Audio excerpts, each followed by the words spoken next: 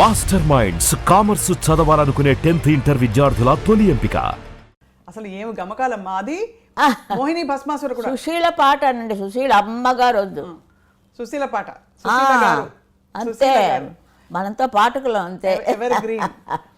సుశీల గారు మీ మోహిని భస్మాసురలో కదా ఆ తాన్లన్నీ వచ్చే కష్టమైన పాట, అదంతా సింగిల్ టేకేనా?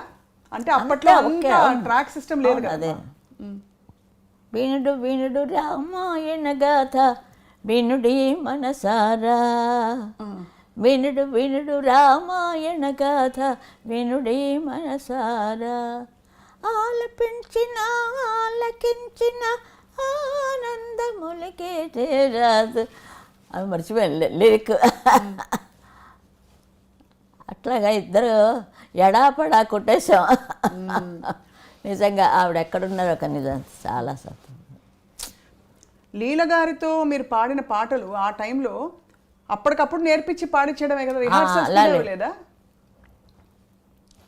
వెళ్తుంటే రిహార్సల్స్ ఉండేవి. అందుకే ట్యూన్ గుర్తుంది, లిరిక్ గుర్తులేదు. అది ఆ తర్వాత తరంలో అమ్మ జానకమ్మ గారితో కలిసి మీరు, జానకి గారితో కలిసి మీరు పాడిన పాటలు కొన్నే పాడారు ఆవిడతో కలిసి. జానకి గారితో ఆవిడది ఒక టైప్ ఉందే, అలాంటి టైప్ ఎవరికి రాదు. నాలా అందరూ పాడుతున్నారు, జానకిలో ఎవరైనా పాడుతున్నారా? అంత స్పెషల్ చూడండి జానకి గారికి. అదే అంటాను నేను, సంతోషం. అలాంటి వాయిస్ ఆవిడది. మీ ఇద్దరికి మీ ప్రయాణం ఎలా ఉండేదమ్మా కలిసి? ఎవరైనా నా మీదే పోటీకి వస్తారు, సుశీల గారిలా పాడుతున్నారని. సుశీల గారిలా పాడుతున్నారు సరే, పాడుతున్నప్పుడు ఆ ఎక్స్ప్రెషన్ ఎక్కడ? పాట అప్ప చెప్తున్నారు అంతే. ఇప్పుడు అమ్మా ఇప్పుడైనా అంతే, ఎవరైనా అంతే. పాడుతున్నాం అనుకుంటారు మనసులో, అంటే ఒక్కొక్క గొంతుకి ఒక్కొక్క టైప్ కదమ్మా. అవును అవును అవును, అది వాళ్ళు మర్చిపోతారు. అది ఇంత క్లాసికల్గా మీరు పద్యాలు కీర్తనలు ఇవన్నీ పాడుతూ మంచి చలాకీ పాటలు కూడా మధ్యలో పాడారు, చాలా పాడారు. అవును. ఆ చలాకీ పాటలు పాడేటప్పుడు మరి మీకు ఇది అది ఎలా మీరు అంటే ఎలా పికప్ చేశారు అది ఆ రోజుల్లో? రిహార్సల్ ఎక్కడ పోతే వచ్చే వరకు అలా పాడుతుండడమే వాళ్ళు. అవి బాగా ట్యూన్ పట్టేస్తుంది మనకి. ఘంటసాల మాస్టారు, బాలు గారు ఇద్దరు దిగ్గజాలు. మీ ఊరు అవ్వచ్చు, మా ఊరు అయింది. ఆయన గురించి ఏమైనా అడిగితే నేనేం చెప్పలేను. ఘంటసాల గారు మాస్టర్ దండం పెట్టాలి. మా డబ్బులు ఇస్తే రండి అనేవారు. అదొక్కటి మాత్రం చెప్పారు ఆయన. మా ఘంటసాల మాస్టర్ లవకుశా, ఎందుకంటే చాలా రోజులు తీశారమ్మా. పాట అంటారు, క్యాన్సిల్ అంటారు, డబ్బులు లేక. అలా ప్రొడ్యూసర్ పాప ఆయనకి తర్వాత చాలా పేరు వచ్చింది. అట్లా కూడా చాలా. అయితే ఎక్కువసార్లు అలా ఆయనకి హార్మోనియం రాదు. ఆయనకి హార్మోనియం ఆయన మన పేరు సంగీతరావు గారు. సంగీతరావు గారు మొన్ననే 100 years అయింది. మా బంధువు ఆయన. బంధువు. చాలా సంతోషం. అందుకే సంగీతం వచ్చింది మీకు. అది ఏదో ఉంటే కానీ ఆ గాలి రాదు. రేడియో భానుమతి గారు, అమ్మమ్మ గారు. అవును. ఓ అందుకే మన ఇద్దరు ఇప్పుడు కలిసాం. ఇక్కడ radio Chennai Madras all India రేడియోలో నాటకాలు. నేను ఎప్పుడు ఎఫ్ఎం రేడియో వింటాను ఒకటి వేసుకొని. అందులో అన్ని పాటలు కానీ మాటలు కానీ అన్నీ వస్తూ ఉంటాయి. ఆయన పాడమంటే నేను కాదు కాదు సుమ కల కాదు సుమ అది పాడాను. నాకు మామూలు పాటలు రావు, సినిమా పాటలే వచ్చు. అలాగే పాడాను. ఆల్ ఇండియా రేడియో వాళ్ళే మళ్ళీ ముందు వాళ్ళే పిలిచారు. వాళ్ళ దగ్గరే నాకు నేను ఎప్పుడైనా చెప్పినా నాకు ఆల్ ఇండియా రేడియోవే తల్లి అంటాను. కాలు ఫస్ట్ అక్కడ పెట్టాను. అంతే కదండి మరి, వాళ్ళే కదా. ఏ పాట వచ్చినా ముందు ఆల్ ఇండియా రేడియోలో వచ్చేస్తుంది కదా. పిక్చర్ రాకముందు రేడియోలో వచ్చేస్తాయి పాటలు. అదే చాలా ఏటో జీవితం అండి ఇది. జీవితం అంతా చూశాను, సినిమా జీవితం చూశాను, ఇంటి జీవితం చూశాను, అన్ని జీవితాలు చూశాను. అమ్మ మీరు పెళ్లి చూపుల్లో పాట పాడారా? గుర్తులేదమ్మా. మీకు పెళ్లి చూపులు జరిగినప్పుడు పాట పాడలేదా డాక్టర్ గారు మిమ్మల్ని చూసినప్పుడు? నా పెళ్ళిళ్ళోనా? మీ పెళ్లి చూపుల్లో మీరు పాట పాడారా? సిల్లీగా ఉంది, అవునా? స్ట్రైట్గా చెప్తా అంతే. మీరు అంత బిజీ సింగర్గా ఉంటూ అమ్మా ఇంటిని పనిని ఎలా బ్యాలెన్స్ చేశారు?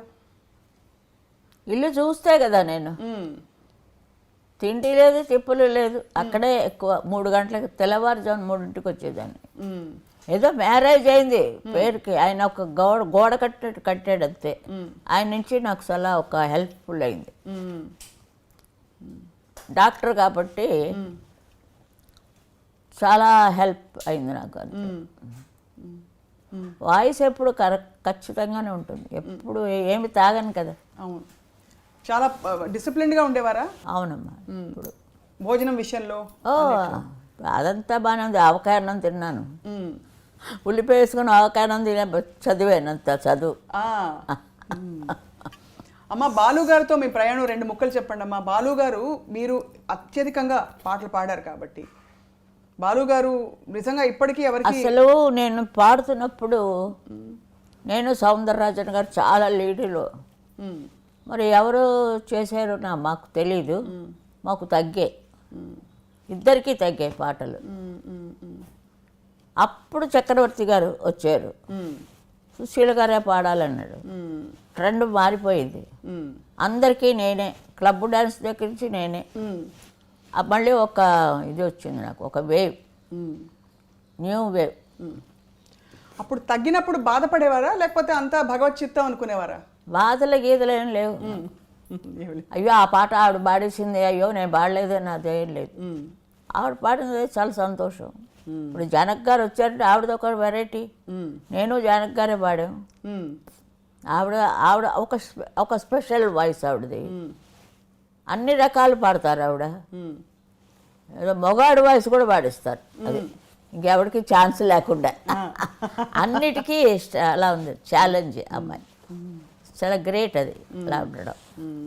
ఇప్పుడు వాణి జయరామ్ గారు ఉన్నారు, ఆవిడ సా అందిందా లేదా చూసుకుంటారు.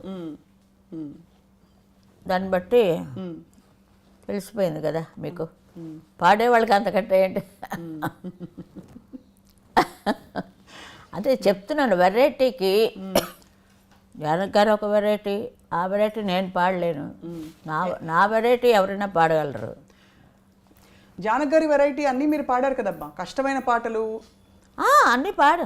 క్లబ్ సాంగ్స్ పాడారు మీరు. ఓఎస్ అన్నీ పాడించుకున్నారు వాళ్ళకి కావాలని. వాళ్ళకి కావాలని పాడించుకున్నారు, మేము వెళ్ళలేదు అడగలేదు మాకు క్లబ్ డ్యాన్స్ ఇవ్వండి అని. సత్యం గారి దగ్గర ఎలాంటి పాటలు పాడానో తెలుసు కదా, నాకే సిగ్గేస్తుంది వింటేనే. ఇప్పుడమ్మా అంటే మరి అలాంటి పాటలు పాడా అందరూ. ఆ బాలు వచ్చినప్పుడు మరీ బాలులాగా అల్లరి అంతే. ఎలా ఉండేదమ్మా? పాపం చాలా బాగుండేది, కానీ చాలా షాక్ కదమ్మా బాలు గారికి. ఎలా చాలా లాస్ అయిపోయింది ఇండస్ట్రీకే, చాలా లాస్. చాలా కష్టం మళ్ళీ అలా రావాలంటే. అది చాలా ఫీల్ నాకు కూడా. చాలా ఆ పాటలు వింటుంటే ఇంకో 10 years ఉండకూడదా అని మనకు ఉంటుంది. మరి చాలా అన్యాయం అది. నేను అంటాను దేవుడితో అంట, చాలా అన్యాయం అయ్యా, స్ట్రైట్గా దేవుడితో పోట్లాట. కానీ మంచివాళ్ళు 4 రోజులు ఉండాలి. ఇప్పుడు వయసు అయిపోయింది అంటే పోనీ అనుకోవచ్చు. యాక్టివ్గా పాడుతున్నారు, అదే అంతే. 90 ఏళ్ళ వాళ్ళు 100 వాళ్ళు కూడా ఉన్నారు. ఇదేమిటి ఇది అన్యాయం అని. అమ్మ సీతారామ శాస్త్రి గారు వెళ్ళిపోవడం కూడా చాలా బాధ కలిగించింది. అంత చిన్న వయసులో వారు ఇంకా ఉండవలసిన వారు పాడాలని. వారికి సిరివెన్నెల ఇంటి పేరు తెచ్చిపెట్టిన సినిమా, అందులో మీరు పాడిన టైటిల్ సాంగ్ విధాత తలపున అందులో పాడింది. ఆ పాట రికార్డింగ్ గురించి 2 ముక్కలు చెప్పాలమ్మా మాకు. బికాస్ ఏ పాట? విరించినై విరచించి తిని ఈ కవనం, అది విశ్వనాథ్ గారు, కే విశ్వనాథ్ గారు. అదొక టైపు అంతే. మరి నమస్కారం. తెలియకుండా ఎవరి గురించి మనం మాట్లాడకూడదు. ఆ పాట గురించి చెప్పవలసిందిగా కోరుతున్నామమ్మా.